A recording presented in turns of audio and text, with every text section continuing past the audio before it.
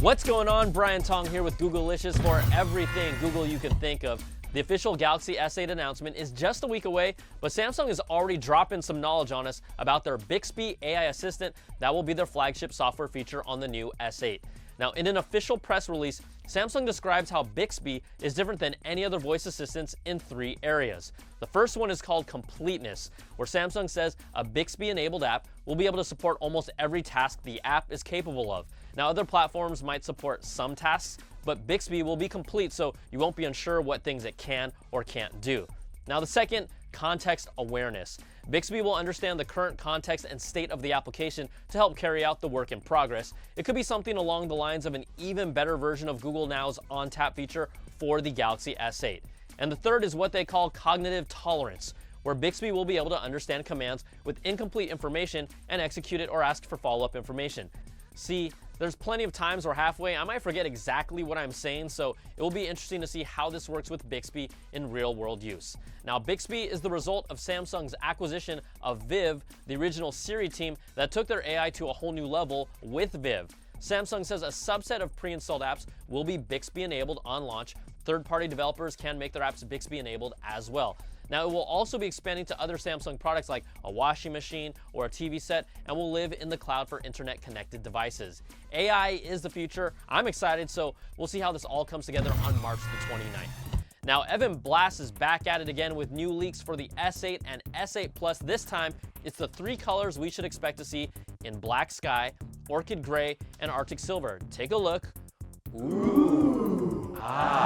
See, that gray and silver, though, they look pretty similar from the sides. Now, images of another one, this time in violet, have been posted by KK Sneak Leaks. We're not sure if this is an actual color yet or a prototype, but hey, it's out there. Okay, Bloomberg reports Samsung's S8 will use facial recognition for mobile payments within months of its release. Up to this point, it's been used for phone unlocking on the S8, but Samsung will now use it for mobile services and financial applications, including Samsung Pay.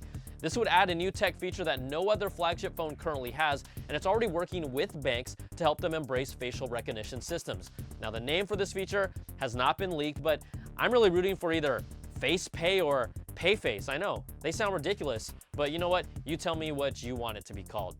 Now, Evan Blass dropped more bombs with the European pricing for the new S8 and S8 Plus, with the S8 starting at 799 euros, while the larger S8 Plus is expected to be 100 more at 899 euros. Now, that converts roughly to $850 for the S8 and $966 for the S8 Plus, but these are pricings for the European regions, and we don't expect them to convert directly for US markets. Now, we're also expecting a new Gear VR and an all-new Gear 360 camera at the event as well. All right, Google has released the developer preview for Android O. No official name has been given, but we're leaning on Oreo. Come on, that's a no-brainer. Their top priority, better battery life and better Android OS performance overall. New features, you'll now have fine-grained control over different types of notifications, picture-in-picture display to watch video while doing other tasks, and adaptive icons that will be selected based on the device. Now, Android O is still unfinished, and more features will roll out, but the idea is to get it into developers' hands early.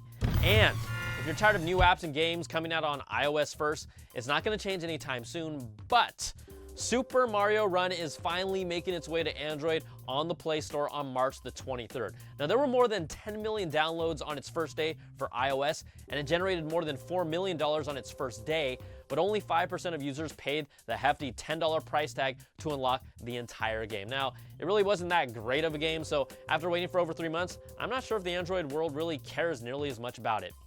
All right, that's going to do it for this week. You can email me at googlicious@cnet.com or tweet me at Brian Tong. Thanks so much for watching, and we'll catch you next time for some more of that Googlicious. Googlicious.